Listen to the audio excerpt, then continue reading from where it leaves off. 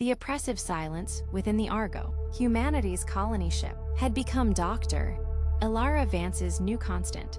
The familiar, rhythmic hum of systems, a comforting drone against the void, had subtly faltered and faded. As chief xenobotanist, Ilara knew every groan of the aged hull. But this was different. An unnatural quiet descended, a palpable void pressing inward, amplifying her frantic heartbeat. A deep, resonant thrum permeated the ship's frame, not a mechanical vibration, but a low, guttural pulse from the darkness beyond her viewport. Too low for conscious hearing, yet vibrating against her ribs. A persistent, unsettling guest deep within her bones, threatening to unravel her molecular structure. The infinite, indifferent tapestry of stars, once profound hope, now felt like a colossal, sentient eye, pupil the distant nebula, slowly turning its gaze upon her. The first insidious tendril of doubt, manifested not in blatant anomaly, but in meticulous growth, patterns within her biodomes. Not typical plant mutations, but terrifying consistency of inconsistency in flora arrangement. Geometric fractals of impossible precision, microscopic yet complex, emerged on leaf structures, defying botanical process. Faint, rhythmic energy pulses, complex wave signatures, superimposed on ambient biodome data, an impossible, non-random fluctuation, defying all biological law. It was a pattern, not accidental, but profoundly, terrifyingly deliberate. Ilara, fueled by escalating paranoia and bitter nutrient paste, spent sleepless cycles correlating data. Her fingers danced across holographic interfaces, tracing intricate geometric fractals, repeating across unimaginable cellular distances. The patterns weren't merely observed. They seemed to unfurl, rearranging genetic codes she'd memorized. Known plant structures shifted, growth rates altered imperceptibly, the familiar biodome transforming into a pliable, malleable canvas for an unseen hand. The thrum in her skull intensified, a low, persistent throb. Her world contracted, shrinking to console screens, then her mind's chambers. Sleep became a fractured landscape of formless shadows and unsettling whispers, a language of pure concept, not sound, but meaning clawing at her sanity. She perceived the deep thrum as a current, a psychic tide pulling at sanity's anchor.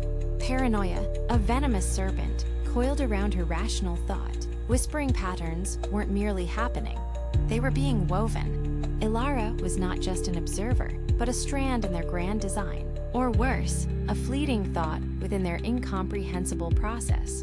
She'd stare into the fathomless black through viewports, convinced the emptiness wasn't empty, but teeming with structures beyond human comprehension, just out of her mind's grasp.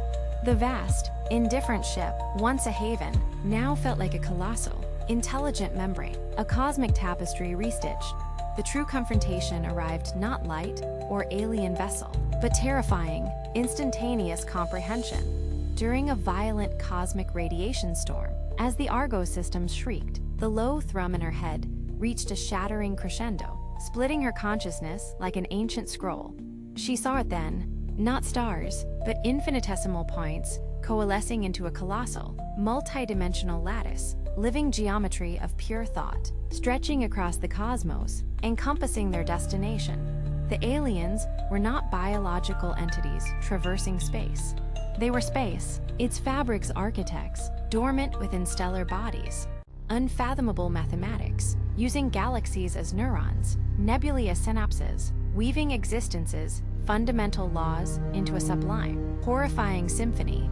Humanity, the Argo, inconsequential flickers, perhaps accidental imperfections in their grand, cosmic design. The realization ripped through her mental landscape, shredding understanding of reality into incomprehensible fragments. When the routine maintenance crew arrived, cycles later, the biodome was eerily silent, thrum gone. Ilara slumped before her console, eyes wide and vacant, fixed on a blank screen displaying static. Her lips moved, tracing silent, complex equations no human mind could comprehend, a babbling of alien calculus.